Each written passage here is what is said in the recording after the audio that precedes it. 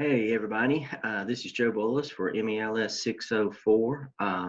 It is October the 23rd, and you guys are on fall break.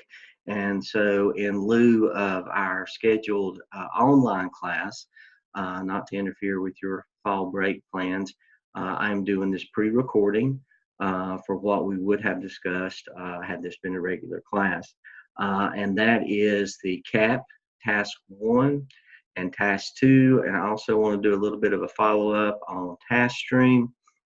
Not going to be a long session at all, but I know most of you are finishing your SIP and you're getting into doing the CAP now, so I wanted to go ahead and do a overview of 1 and 2.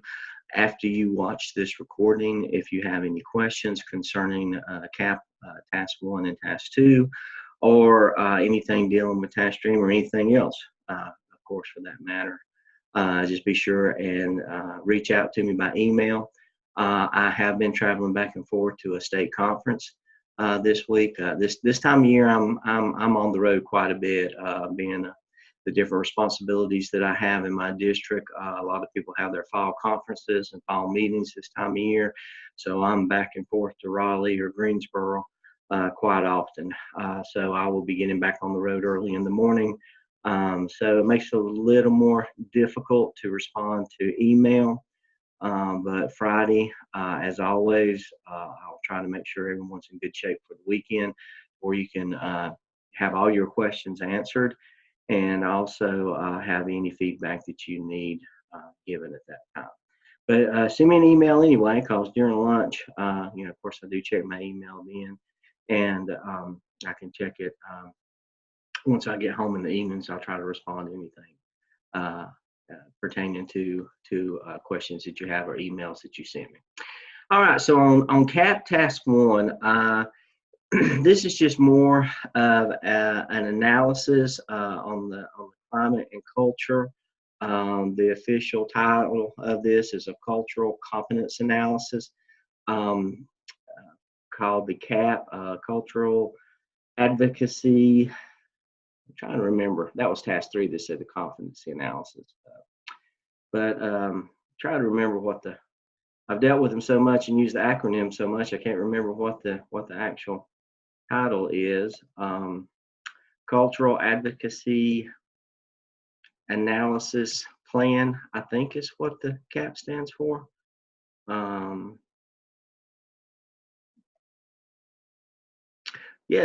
Cultural Advocacy and Action Plan. Okay, great. All right, so now that I've got that out of my mind, I can move forward. Anyway, on the CAP, in task 1, you're going to be working with the Teacher Working Condition Survey again. If you are in another state other than North Carolina, if you have something that's comparable to a Teacher Working Condition Survey that your state sends out to analyze conditions at each individual school, you can use that. I know South Carolina has something comparable to the North Carolina Teacher Working Condition Survey, or if your district does something. I've had some candidates from Georgia do basically the same thing that their district put out in the way of a survey to their teachers about the culture and the climate of their school. But anyway, within that Teacher Working Condition Survey, there's 5 areas that you want to focus in on for the CAP. That is empowerment, leadership, facilities, resources, and time. Those are all categories within the Teacher Working Condition Survey at North Carolina that you'll be able to draw data from. If you're using another resource or data source, try to relate them to empowerment, leadership, facilities, resources, and time. Try to relate them to the 5 areas of the Teacher Working Condition Survey. And if you do use another type of data source, and the Teacher Working Condition Survey to North Carolina or South Carolina isn't available to you, then you need to explain that in your narrative of what you used. Even if you're using the TWCS, give a little bit of background information on that, so it kind of lets the reader know a little bit of historical data on the survey that you're using. So you look at each of these, and by looking at each of these, you show the data in the survey from empowerment, leadership in each of these categories. Show the data, show the visuals, and just remember when you're showing, there's a difference in showing a figure and a chart and a table within your narrative. APA gives you guidelines on how to do that. I've noticed some discrepancies lately in some of the information or the documents that I've looked at. So be sure that you go and check APA on how you introduce a figure or a chart or a table or whatever in the narrative, and then how you identify that, how you label it, how you title it, how you place it within your narrative. Because as you're talking about each of these categories, and you're talking about the analysis that occurred on each of these categories, before you show that, don't just throw it in the narrative and expect the reader to go in and dig out the important information in there. You tell the reader what they're going to look at and what they need to focus on, and what you saw and what you pulled out as being important or noteworthy. So don't expect the reader to do that. You do that for the reader, and then you show them the data that you use to draw that analysis. So make sure that you go through each of those individually and give a narrative on each, and then you create a needs assessment. Excuse me, based on what you, after you pulled out all the data from the teacher working condition survey and you displayed it and you found the important things in each of that, then you can do it several ways. I've had some candidates do that, show all that first, and then do this part later, do the needs assessment. I've had some do the needs assessment and then show the data. I really don't have a preference. You can check with your course instructor and see if they have a preference. I don't know that they would. I'm kind of a linear thinker. I think, as I've mentioned to you guys before, I believe in step 1, step 2, step 3, and step 4. So to me, showing the data, pulling out the information first is good, and then you go into the needs assessment. Make sure that you give a background and description of the setting. That's nothing new. You can pull that from some other sources, some other evidence that you've done. A statement of the purpose of the needs assessment as it regards to the CAP. And you can find that in the description and the purpose within the scale handbook here of what is the purpose of this, why are you doing this? And that is to gauge the culture of the school based on the feedback that was given by the people who work there, which is the teachers at this particular point in time. Now, that does bring to mind, use the most recent North Carolina Teacher Working Conditions Survey that you've got.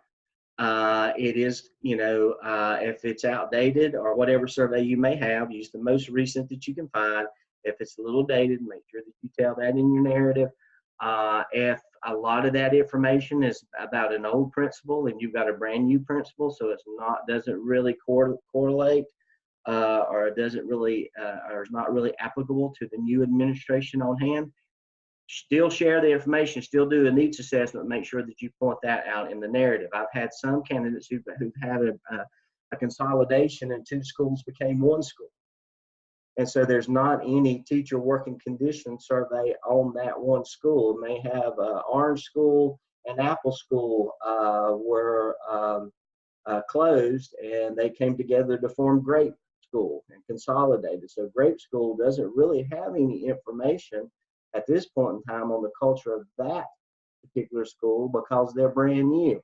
Well, if that's the case, then you can pull information from the Orange School and I can't remember what the other fruit was that I used, but the 2 other schools that were closed and consolidated, pull the teacher working condition surveys for those 2 schools that were closed, because whatever was happening there is going to feed into the new culture of this new school. So you can use that.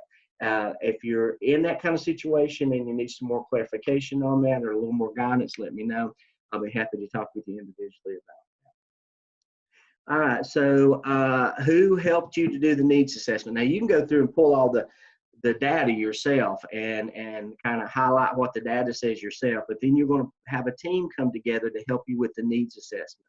It can be the same PLC team that you've used. It could be the SIP team that you use, whatever team that you're used to working with.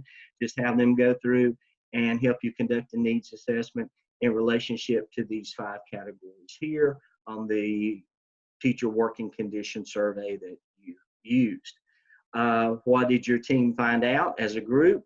And then what are the recommendations based on what you found out? What are some strategies to address some of those gaps of the culture? And that's basically what you identify those needs, and then any strategies that will improve that aspect of the school environment.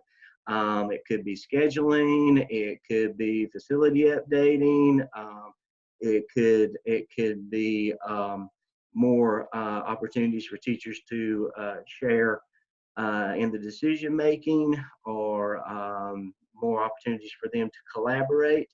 It could be some suggestions to leadership on some things that need to be improved there. But any recommendations that you and your team that will help the school environment, that will improve teaching and learning within the building. This is also where you might want to talk about the social and emotional learning stuff. This is a good opportunity to talk about that and how it can improve the teaching and learning, the resiliency data, and things stuff. There's restorative practices that are out there now. It's a good opportunity. Look at that. Always paying attention to the diversity and equity in your school. So that's just an analysis of the teacher working condition survey as it pertains to your particular area within these categories. Do a needs assessment, identify the gaps, make strategies for improvement. Task 2 is go out and talk to people. Qualitative data analysis. So you're going to go out and talk to people either through a survey, not just a survey. You don't need to survey everyone again, but you need to put in some of your own observations, interview some teachers, put in some of their comments within the narrative of the different categories about how they feel about the school environment, student achievement, the students or the staff cultural diversities, exceptionalities, race, ethnicity, socioeconomic status, all of those things, all of that's things that make up the culture of your school. Get some qualitative data from your stakeholders, from your teachers. So it's just not another survey. This is where you go out and talk to people. You can do it in interviews, as it says there. You can do a focus group, as it says in that. So you want to pull out that qualitative data, not quantitative, but qualitative data to analyze the environment of the school. This is where you pull in how people feel about the school. And what you're doing is you're seeing if what the teacher working conditions survey is saying, it kind of mirrors what you see. Now, it's not just talking to people and getting their feedback, but what have you observed in the school? What you observe as a researcher, and what you hear, and the information that you pull, qualitative information that you pull from some of the people there in the terms of interviews or focus group questions. Are you hearing the same thing that you're seeing? Are you hearing in your qualitative data gathering the same thing that you're seeing in your quantitative data gathering of the teacher working condition survey? So are people saying, does the walk match the talk type of scenario? And that's task 2. That is just a qualitative data analysis. That information that you pull needs to be graphically presented and explained in the narrative. So if you do interviews, you can go online and research data analysis of interviews or qualitative data analysis. But before you make up your questions that you want to ask people, put them in specific categories. Do a Likert scale of somewhat disagree to somewhat agree, or ever how you choose to do it. Give each one a point or category, and then as you talk to people, listen for those key words that's going to indicate a hit in that particular category, and then tally it out. And then, like I said before, the power of quotes of what people say is very good in a narrative. Putting what people are telling you. You don't have to identify them by name. Teacher A, Teacher B, Teacher C, as you did some of the other things where you, you know, protected the identification of people. But what they say is powerful, and you want to use some of those powerful statements and quotes within your narrative. And that is task 2. So that's task 1 and task 2. That gets you started on the CAP.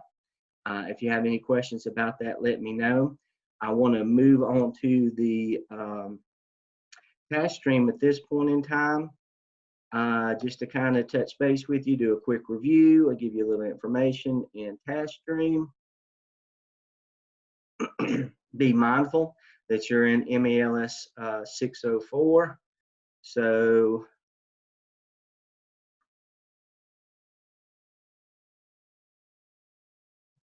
in 604, all you have to do is upload the SIP and the CAP. Now in 605, you're going to be busy with some other things. As far as evidence goes, you just got the SIAP. But this is where you finish out your school ed dispositions, your competency analysis. You have your final competency folio evaluated, and also have your internship hours evaluated. Don't forget that you're logging in 80 hours of internship for 604 as well. I'm talking about 604 now, but 605 is when you wrap all this stuff up, and that's next semester. So, and we'll talk more about that as we get into 605. 604, upload your SIP and upload your CAP. And as I've said, I think I've said this from the very first session, it is so important that you get your competency folio up to date this semester. And as I see the SIPs, final evidence narrative and the SIPs go through and graded and go on the task stream, as I see the CAP final evidence come through and graded and go on the task stream, I need to see these competency folios being filled out, and I need you to begin to request comments from me on these competency folios. Go through each of these and make sure that you've got 3 evidences for each of these, or you have plans to have 3 evidences by the end of 605. The majority of this should be done now. You have the APSL, the APTL, and the open-ended on change management. Go through each one. Go through each one. Once again, you're just uploading artifacts. You can put a caption associated with that if you want to. No narrative is needed. This is purely artifacts, uploading artifacts. You've done the OMA. You will have finished the SIP on customer focus, so you can finish that out and go ahead and finish you an open-ended in your internship clinical experiences that you've had, some activities that you've done around school. If you need help with an open-ended, let me know. But once again, go through each of these and look and see what evidences are applicable and put the artifacts in there. When you get done with that, you request comments from me. I need to see these starting to roll in the next, I don't know, halfway through the semester, I think was last week. So we're past the midpoint. As you finish the CAP in the next couple of weeks, I should see some artifacts being loaded up and some request comments. At some point in time, I'm going to go through and check everybody, and I will send you an email, but don't wait till then.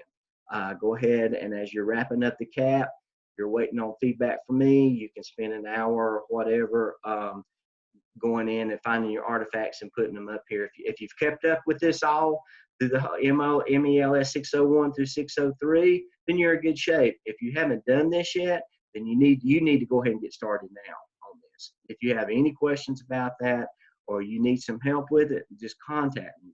Don't hesitate. I mean, I'm not going to judge you on what you have or haven't done.